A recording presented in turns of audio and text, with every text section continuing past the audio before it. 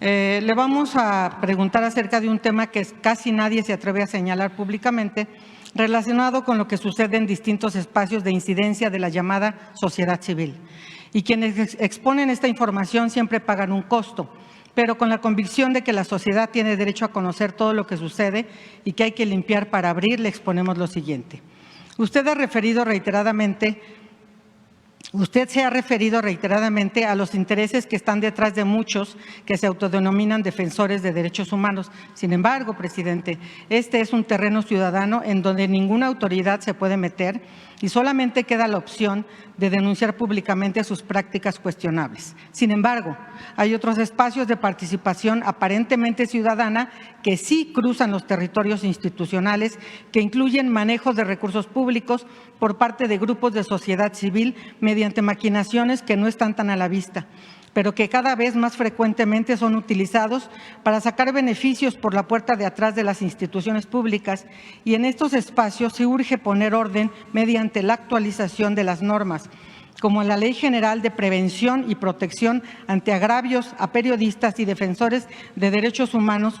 Nos referimos, esta ley que está construyéndose la señaló el subsecretario Encinas hace unas reuniones aquí mismo.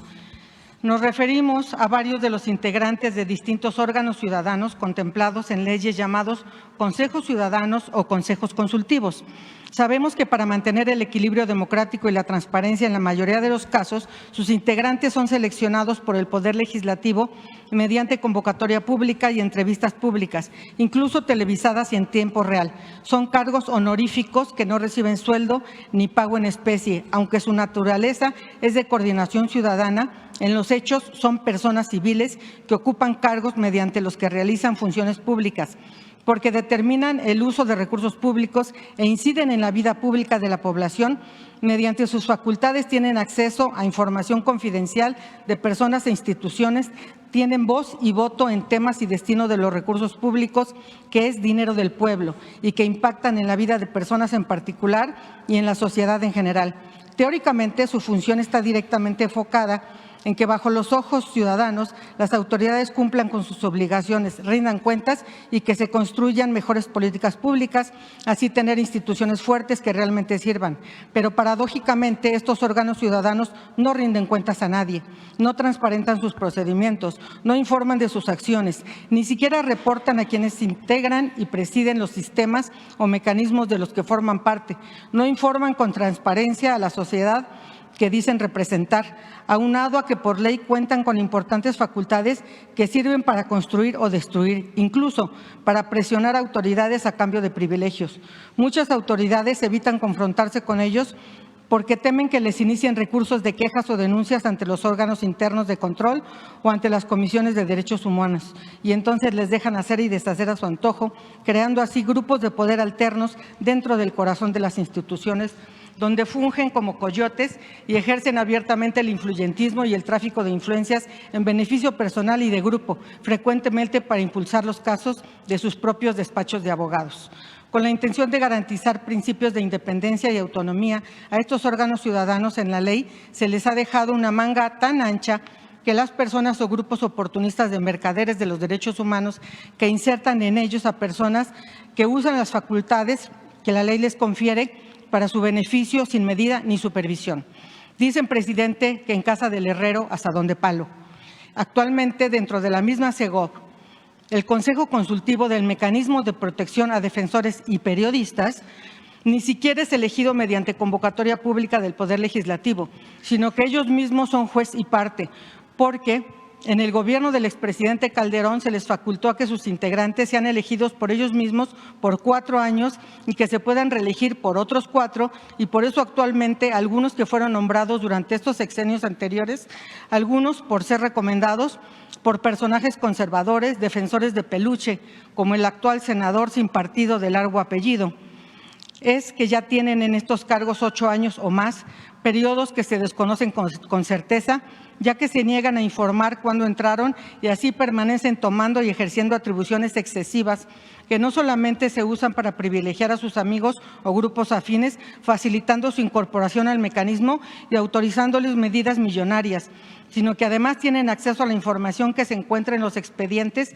de las personas beneficiarias y es fácilmente difundida por algunos de ellos fuera del mecanismo, vulnerando así la seguridad de las personas a las que el mecanismo pretende proteger, pero que poco pueden hacer contra estos abusos de poder. Este pasado 30 de octubre, después de 2 años de retraso injustificado, se cerró la convocatoria para elegir a algunos integrantes de este Consejo Consultivo. Aunque la convocatoria la emitió el mecanismo, quienes exclusivamente seleccionarán a los nuevos integrantes son los mismos integrantes del actual Consejo, sin que se conozcan los criterios que emplearán para elegir a los perfiles. Actúan como las monarquías que van heredando el título a sus descendientes, cortesanos de la misma mata. Aunque actualmente hay algunos integrantes éticos y honestos, no son la mayoría, y sus voces son acalladas por los intereses creados. Algunas personas beneficiarias han tenido que solicitar por escrito que no se permite el acceso del Consejo Consultivo a la información de sus expedientes.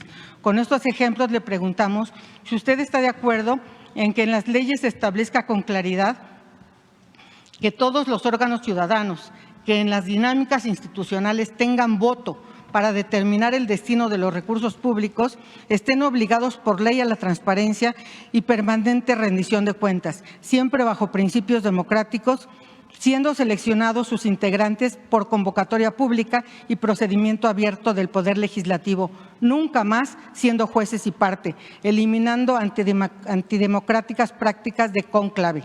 Le preguntamos si está de acuerdo en impulsar los cambios a las leyes respectivas y en las nuevas leyes como esta que señaló el subsecretario Encinas, para puntualizar con claridad y transparencia las facultades de estos órganos ciudadanos y qué opina de esta situación.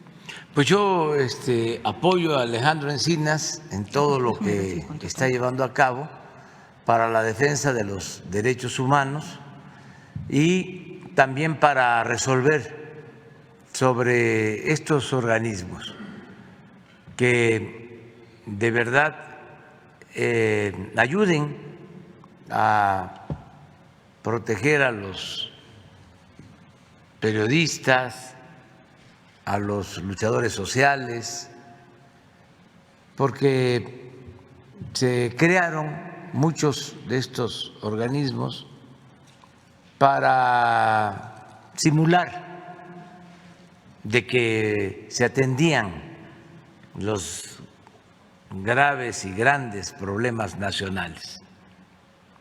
Se fueron creando, ya lo hemos dicho varias veces, no solo en México, en el mundo.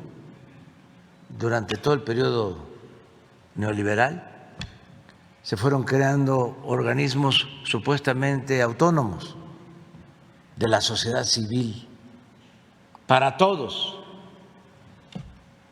empezando por la actitud de la ONU, que tiene un sinnúmero de estos organismos que no ayudan en nada, son aparatos onerosos, costosísimos, para todo, desde la defensa del medio ambiente hasta la defensa de los derechos humanos, pasando por la lucha contra el racismo, contra la discriminación, pero son aparatos burocráticos que se fueron creando con las llamadas nuevas políticas públicas. Ya lo he dicho varias veces, para que volteáramos a ver hacia eso, con todo un lenguaje, ¿no?, nuevo, poco entendible por el pueblo, y que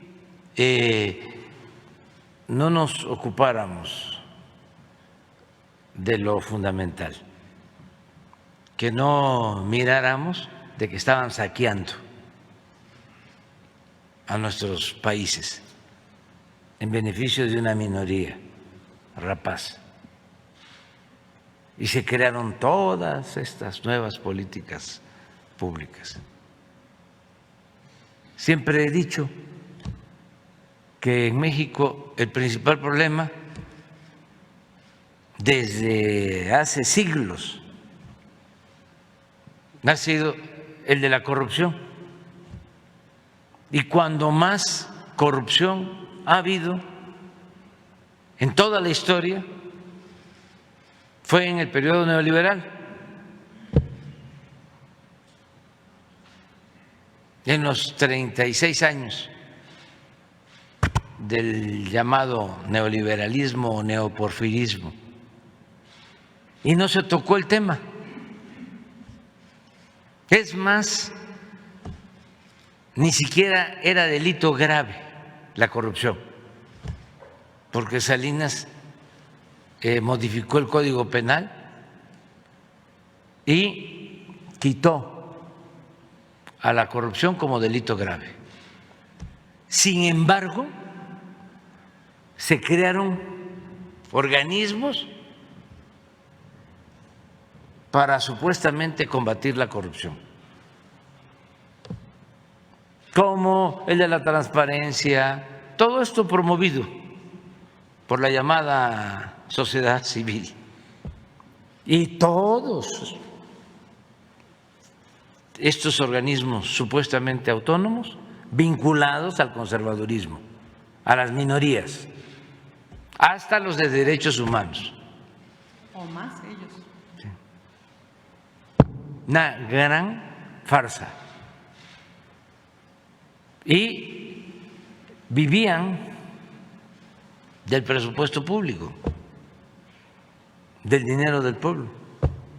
Imagínense cuánto se llevaban las organizaciones sociales del presupuesto durante el periodo neoliberal. Miles de Las millones. organizaciones campesinas independientes, independientes entre comillas, las organizaciones de la llamada sociedad civil, las organizaciones supuestamente no gubernamentales.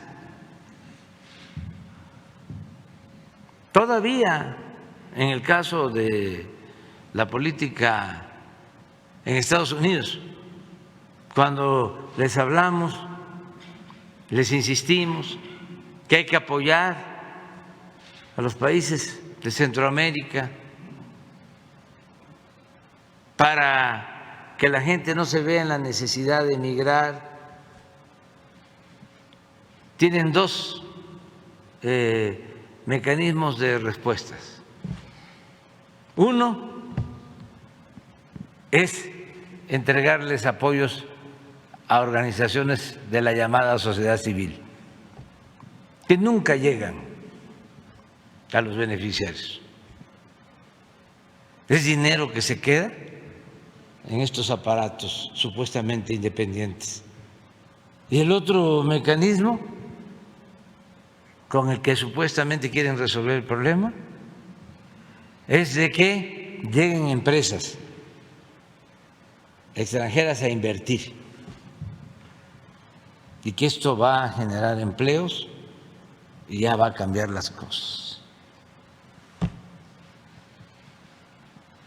Pero bueno, lo que está sucediendo en México es distinto y se están llevando a cabo estos cambios. No les gusta mucho a los que vivían al amparo de estas políticas de simulación, pero pues ahí vamos, poco a poco. Y el hecho de que Alejandro Encinas esté a cargo de estos programas, pues es una garantía. Por ejemplo, hay una organización de defensa a los periodistas. completamente conservadora, completamente reaccionaria. No actúan con independencia real, con profesionalismo, no. Y así muchas organizaciones supuestamente independientes. Sí, presidente. Pero Por eso tenemos Alejandro que, Encinas.